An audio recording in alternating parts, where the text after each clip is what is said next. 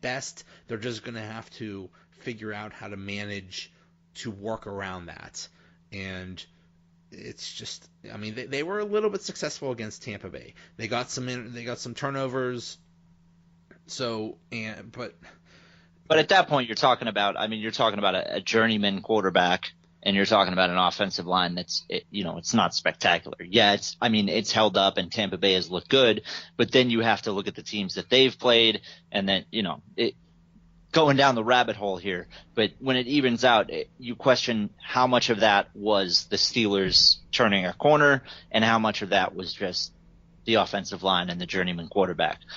And then you got to take into account that in the second half, the defense was just nowhere to be found. Again, they barely clung to life there at the end. The Steelers could have easily lost that game. And you're right. Fitzpatrick he had a couple good games, but then We've seen this movie before. Exactly. We've seen what Fitzpatrick does. Exactly. There's a reason he's been on 7 different teams. He has his good games, he has his bad games, and he just happened to have actually a bad and a good game against the Steelers. But right. But Flacco is definitely have a better reputation, and he is a better quarterback. So with all those weapons, I could see whatever you play in fantasy, DFS, whatever, get Flacco, get all the wide receivers, because they're gonna have a big game. That's what they're saying, man. They're saying John Brown and Joe Flacco are probably must-adds on the waiver wire this week, especially with bye weeks starting and whatnot. So, yeah. I'm really excited about John Brown, man. He is. We signed him as a deep threat, and he's turning into a complete receiver, which it's nice to see. Yeah, that's a really nice ad there. And Crabtree has a great reputation. Willie Snead's good, and that doesn't. I mean, Hurst was the number 1 pick, and he's not even playing. Right, and he actually was back at practice today, so we'll monitor his progress. So he's a maybe baby for Sunday. So if you add Hurst, who had a strong preseason, into that mix, and things could get a little wild. 2 tight end sets with Hurst and Andrews. That excites me.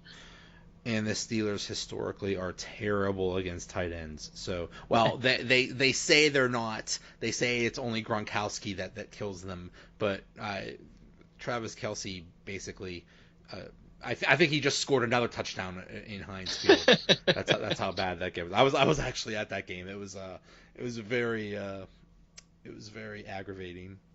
Yeah, I could probably pull some pita and heap stats too that speak volumes about the Steelers' ability to cover tight ends. Oh, those names are like a dagger in Steelers fans' hearts. Oh, that's what they're saying about Mark Andrews, that he might be the next Heap. So. Oh boy. So what are you thinking as far as a prediction for this game? Man, it's been really hard for me to lock down a score, honestly. Everybody that asks me, I'm just like, man, it's a field goal either way. Like 30-27, I think, is probably realistic, looking at the offenses and how many points they're scoring. I mean, the Ravens are 12 for 12 in the red zone this year. Joe Flacco is on pace to have the best statistical season of his career by far.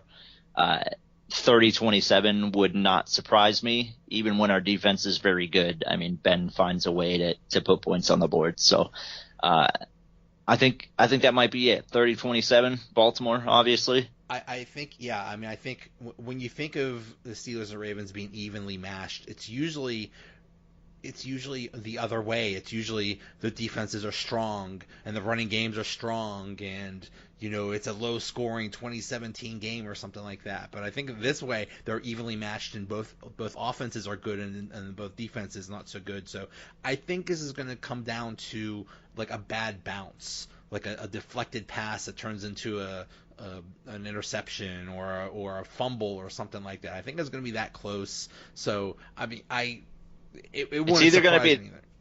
It's either going to be that, or it's going to be Boswell missing a kick. Oh, God. I don't know what happened to that guy, but boy.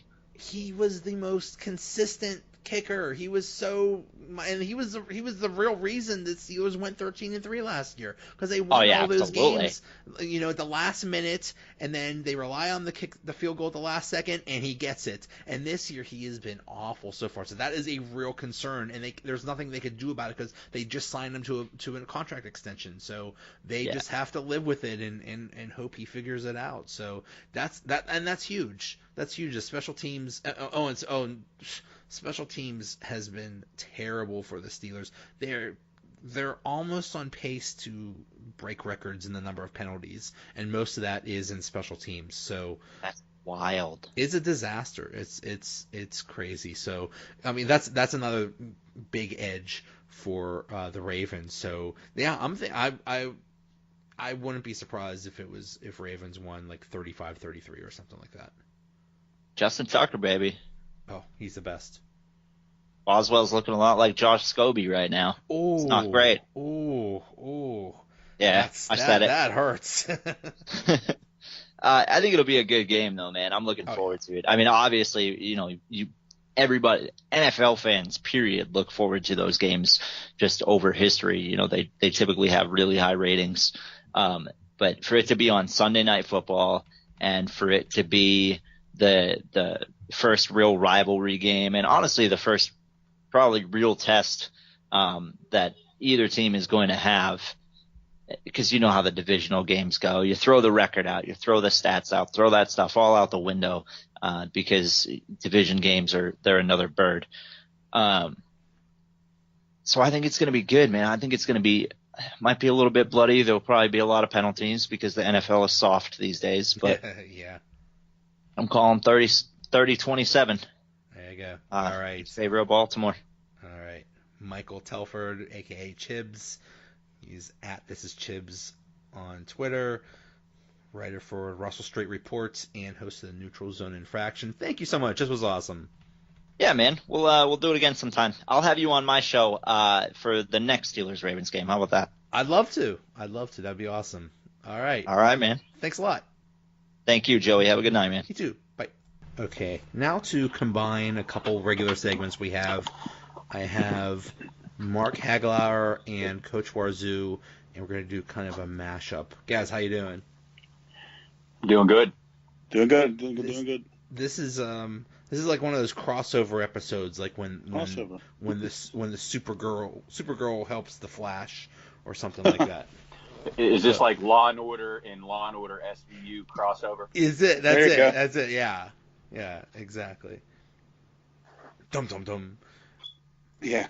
Where's the drop? Where is the Law and Order drop for the crossover? Dum dum. You don't have the sound. Okay. Yeah. He didn't have it queued up.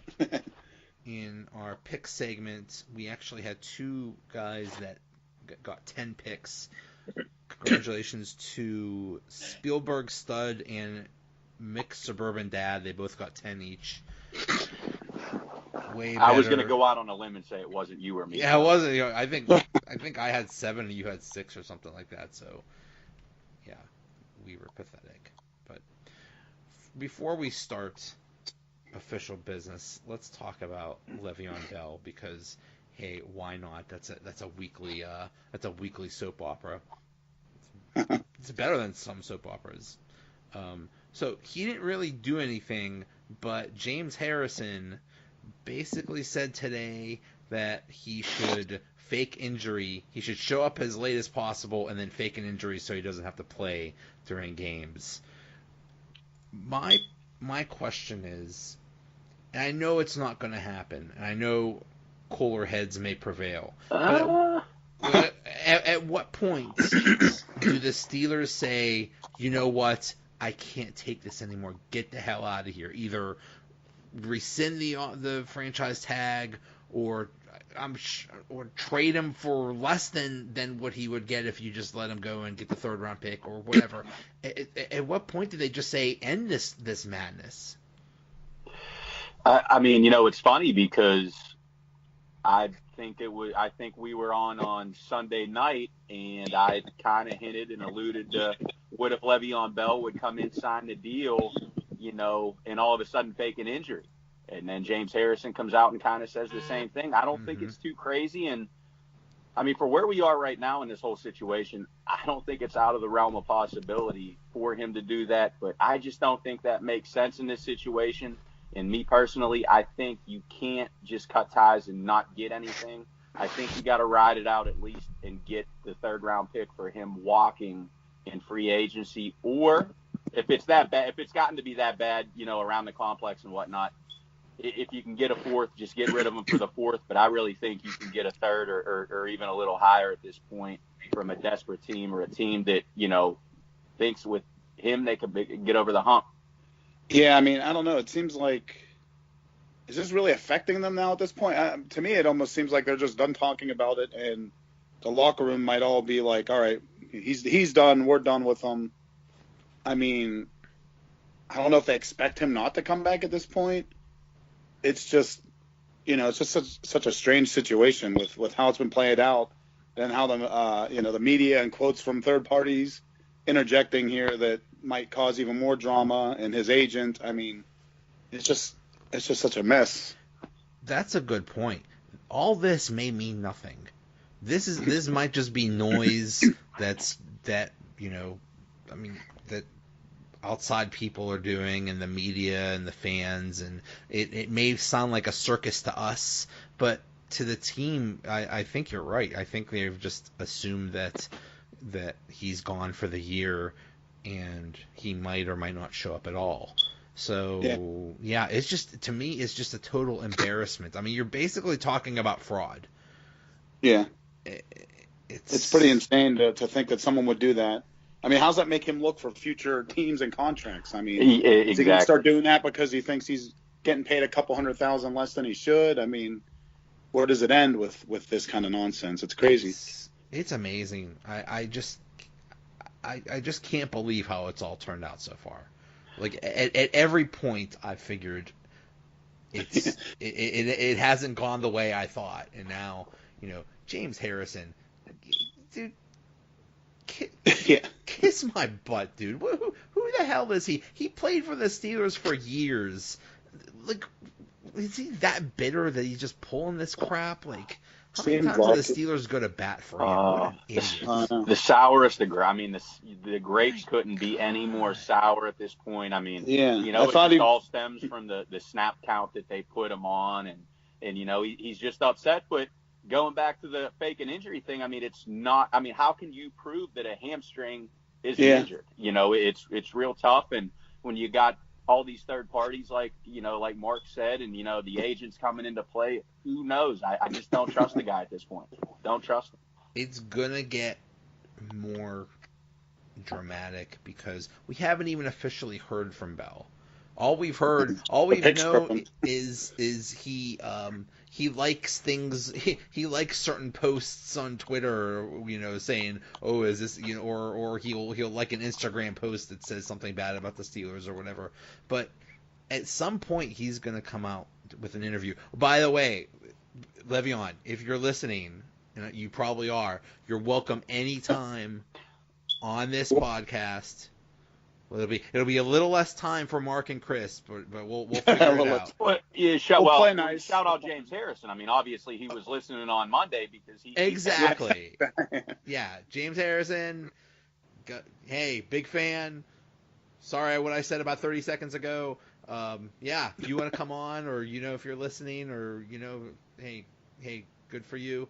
Shout out to James Harrison. Yeah, credit me for the whole fake the injury thing because I'm the one that came up with that first. Yeah, come on. You documented on air. You scooped it.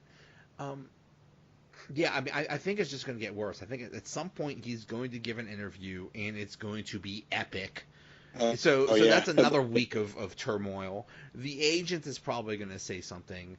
It's what are we? I mean, we have another month and a half of craziness with this, as far as we think, right? Yeah, but that's insane. Oh well, we will see. So anyway, the topic this week for our little best of thing is the best since the Steelers and Ravens are playing, and it's such a big rivalry. What is the biggest rivalry? What's the best rivalry in the NFL right now? Who was Mark, you want to start with your list? Yeah, I mean, this was kind of a hard list for me just because, we live in our own rivalry.